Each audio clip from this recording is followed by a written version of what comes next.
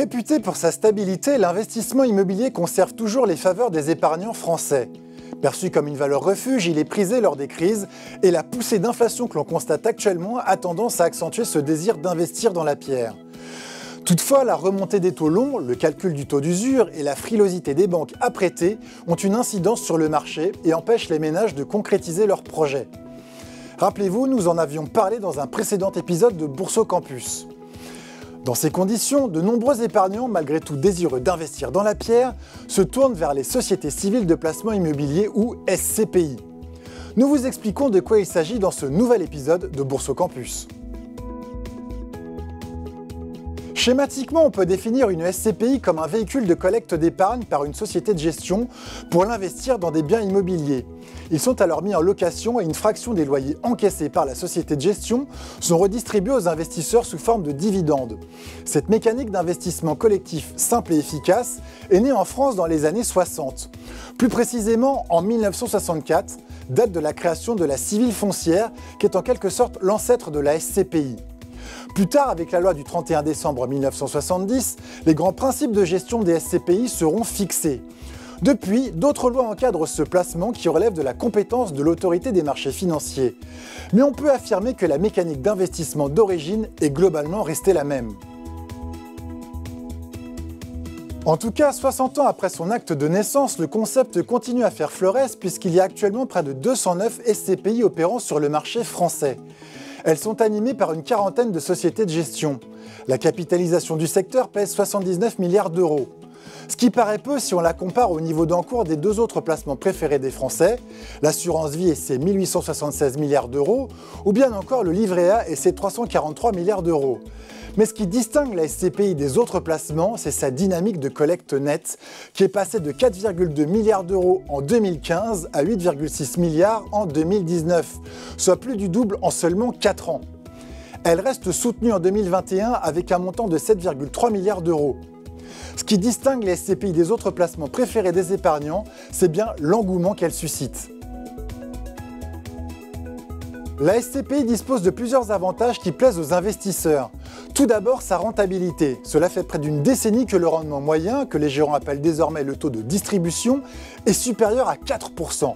Une performance largement plus flatteuse que celle du livret A ou bien encore des fonds en euros d'assurance vie, malgré l'amélioration des taux servis cette année.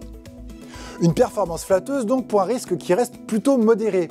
Si des craintes sont apparues durant la crise sanitaire, on peut dire que les SCPI ont traversé l'épisode du Covid sans trop de casse, contrairement à d'autres véhicules immobiliers comme les foncières cotées. Les SCPI ont affiché un rendement moyen de 4,40% en 2019, puis de 4,18% en 2020, pour rebondir à 4,49% en 2021. Il est possible d'acquérir une part de SCPI pour quelques milliers d'euros. Certaines sociétés de gestion ont même fait le choix de baisser le ticket d'entrée à quelques centaines d'euros, dès lors que l'épargnant fait des versements programmés pour acquérir des parts. Rien de comparable donc avec un investissement immobilier en direct qui suppose de pouvoir mobiliser plusieurs centaines de milliers d'euros. Autre avantage et non des moindres, lorsque vous achetez une part de SCPI, c'est la société de gestion qui s'occupe de l'achat et de la vente des immeubles, mais aussi de leur rénovation. C'est également elle qui se charge de trouver des locataires et de percevoir les loyers et de négocier les éventuels impayés. Bref, rien de comparable avec un investissement en direct où c'est l'investisseur qui doit gérer toutes ces contraintes. Il faut signaler que les sociétés de gestion investissent dans des classes d'actifs peu accessibles au grand public. Des bureaux, des commerces, mais aussi depuis quelques années des entrepôts, des établissements médicaux, voire du résidentiel. Et les SCPI ne se limitent plus au seul marché français, elles achètent désormais des immeubles partout en Europe. Les gérants appliquent la règle de base de tout investisseur, ils diversifient, ce qui accroît la robustesse du portefeuille et dilue le risque, et qui profite aux porteurs de parts qui bénéficient d'un rendement pérenne. Mieux, les SCPI ont entamé leur mue sur le plan de l'expérience client. Il est désormais plus facile de souscrire des parts en ligne, de toucher ses dividendes non plus trimestriellement mais mensuellement. Autant d'éléments qui ont contribué à rajeunir la clientèle et attirer les millennials vers un placement déjà connu de leurs grands-parents. Si vous êtes intéressé par l'achat de parts de SCPI, il vous faudra tenir compte du paramètre des frais dont le niveau n'a rien d'anecdotique. Ainsi, il faut compter entre 9 et 12% de frais d'entrée au moment de la souscription et presque autant en frais de gestion annuels.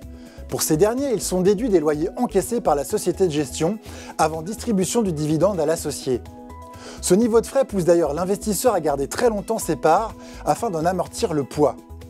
L'investissement dans des SCPI doit s'envisager sur la très longue durée.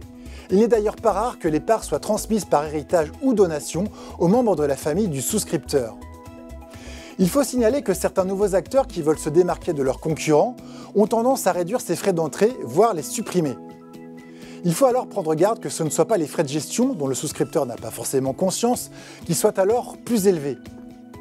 Il faut enfin noter que l'on peut acheter des parts avec un crédit.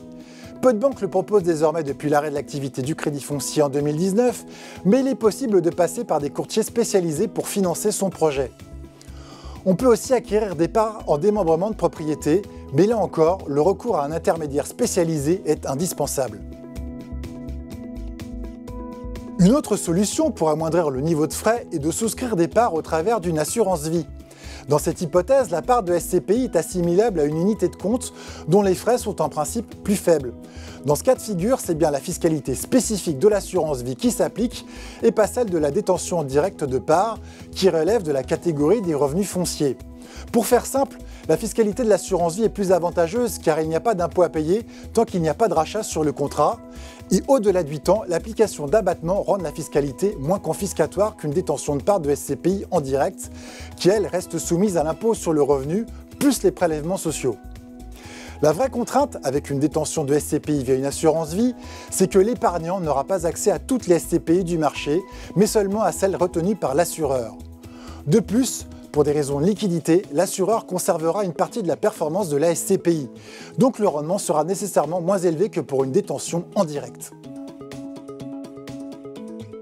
Pour finir sur une note plus prospective, les SCPI ont beau avoir le vent en poupe, elles sont confrontées à un certain nombre de défis pour l'avenir. À court terme, celui de l'inflation. Même si elle est intégrée dans les indices de révision de loyer, l'inflation continue de progresser. Il est possible que certains locataires d'immeubles choisissent de partir ailleurs pour moins cher. Et un immeuble vide est la hantise d'une société de gestion, car cela veut dire qu'aucun loyer ne rentre dans les caisses. Cet indicateur, qu'on appelle dans le jargon le taux d'occupation financier, est très suivi par les investisseurs. Un autre défi est celui de la hausse des taux, car elle réduit la prime de risque, pour l'instant en faveur des SCPI, et peut pousser un investisseur à étudier d'autres classes d'actifs plus rémunératrices et plus liquides.